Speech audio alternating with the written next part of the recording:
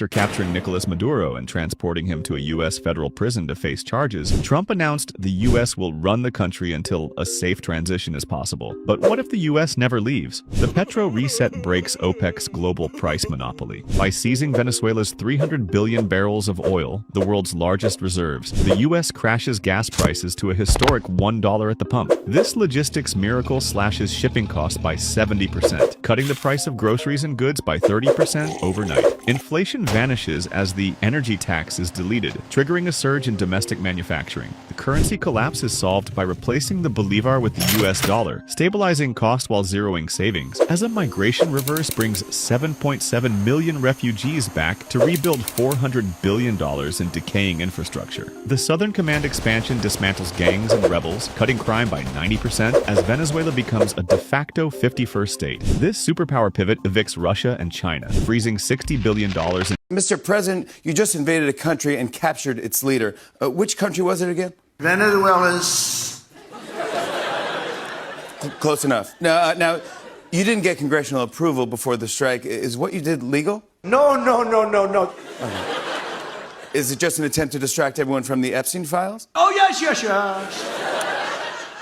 Well, I saw a picture of you during the mission and you were watching a screen. What exactly were you watching? Stranger Things. Oh, yeah, that's good. I read that the CIA was tracking Maduro's location. If another country was tracking you, where would they look? Burger King, Wendy's, and McDonald's. Okay, of course. Now, was the attack a warning to other nations like, say, Saudi Arabia or Russia? Saudi Arabia and Russia will repeat your...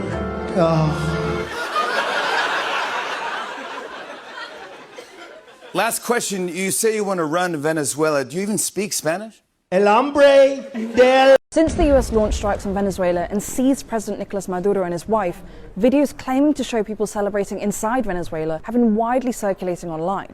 But they're misleading. Like this video, for example, shared by right-wing conspiracy theorist Alex Jones.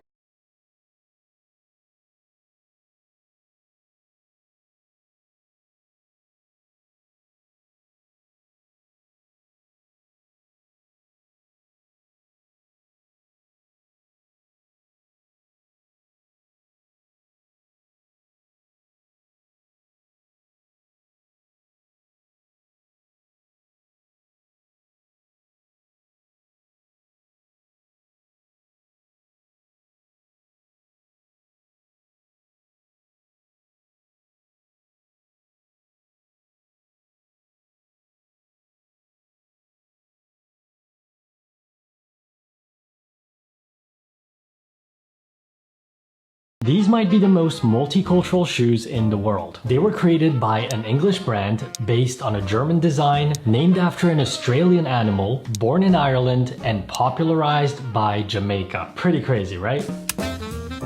Their story is fascinating, and it starts in the early 1960s. Clarks was already a well-established British shoemaker, known for practical, conservative footwear. But while traveling through Europe, the Clarks team got inspired by a German moccasin worn by the locals, known as the Grasshopper. So they acquired a license to manufacture their own version and put their own spin on it. They used natural crepe rubber outsoles, a soft suede upper, and finished them with the classic moccasin construction with the stitched rolled up vamps. And then one night, during an informal meeting over a few beers, the team was brainstorming a name for the shoe. The general manager of the factory suggested the kangaroo, and then another team member shouted, "No, the smaller one," referring to the small native Australian marsupial, the wallaby.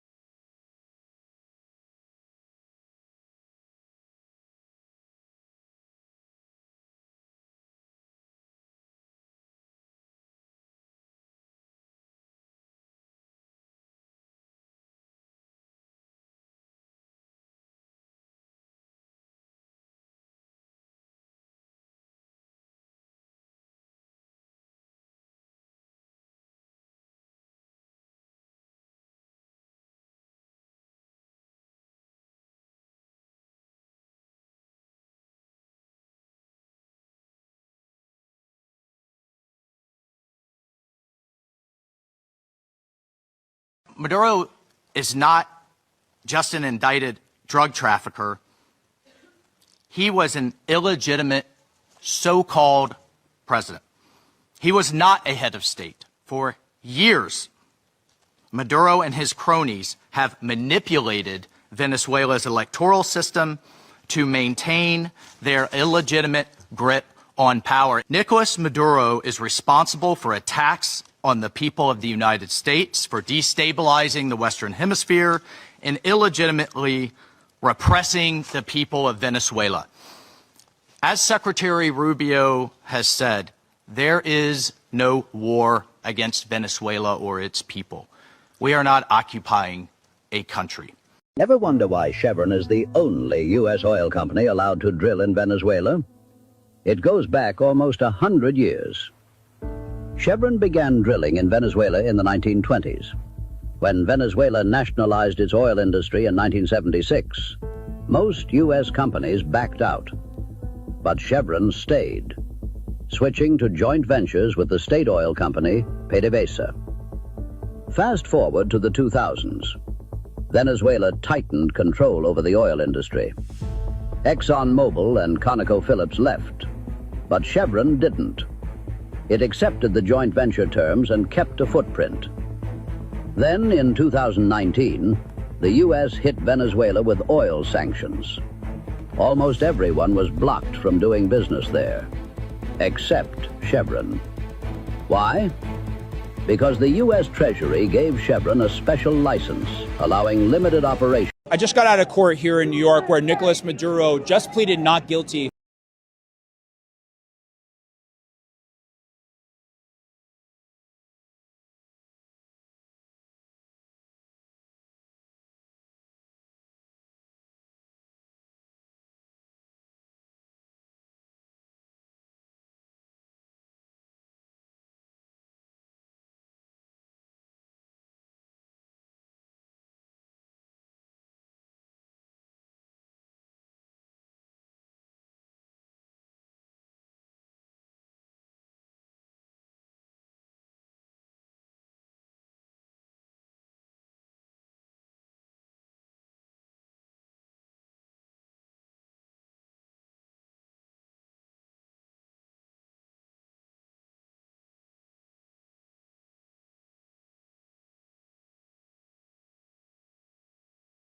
Maduro is a brutal, illegitimate dictator, but that does not give President Trump a free pass for illegal action. This wasn't about liberating the Venezuelan people. Trump's refusal to back Nobel Prize winner Maria Machado, Maduro's brave liberal opponent, shows Trump has no interest in Venezuelan democracy. This is about Trump believing he can grab anything he wants and get away with it. This time, oil. We know what happens when an American president launches an illegal war under the pretext of an imminent threat. It's why we oppose the Iraq war and why we condemn Trump today. National sovereignty matters. International law matters. Without them, the world is far more dangerous, and we are.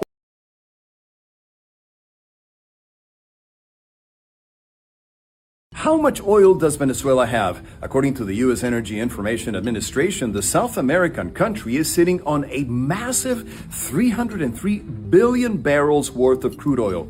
In fact, Venezuela leads all countries, even outnumbering Saudi Arabia and representing almost 20% of global reserves in 2023. In announcing the capture of Nicolas Maduro, President Donald Trump said that American oil companies are going to invest billions of dollars in Venezuela and fix the badly broken infrastructure. Venezuela is home to the largest proven oil reserve on Earth, but its potential far outweighs its actual output. Venezuela produces only about 1 million barrels of oil per day, which is about 0.8% of global crude production. That's less than half of what it produced when Maduro took control of the country in 2013, and less than a third of the 3.5 million barrels it was pumping in 1998, just before Hugo Chavez at the So I'm just getting out of court with Nicolas.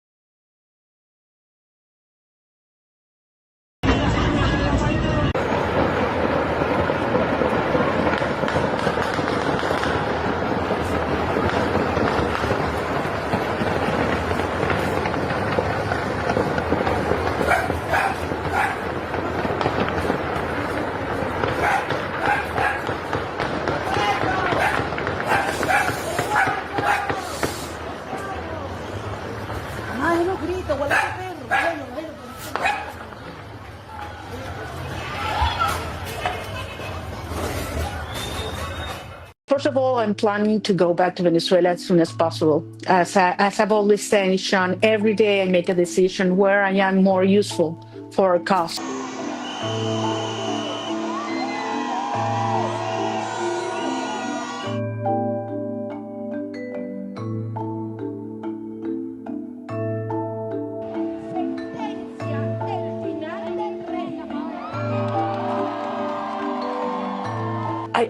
I spoke with President Trump on October 10th, the same day the prize was announced.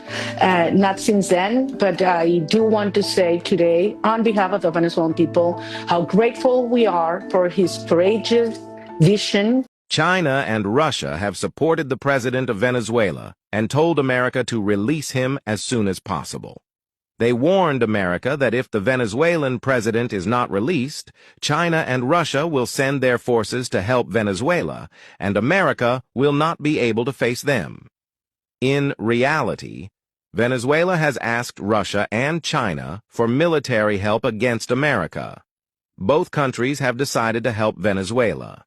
They told America that it arrested Venezuela's president illegally and that they will never allow America to take control of Venezuela's oil. China and Russia said that if America does not free the Venezuelan president within a few days, their armies will start actions against America. America arrested Venezuela's president at night while he was sleeping through a secret operation and took him to the United States. Now a case will be started against him there. The major airline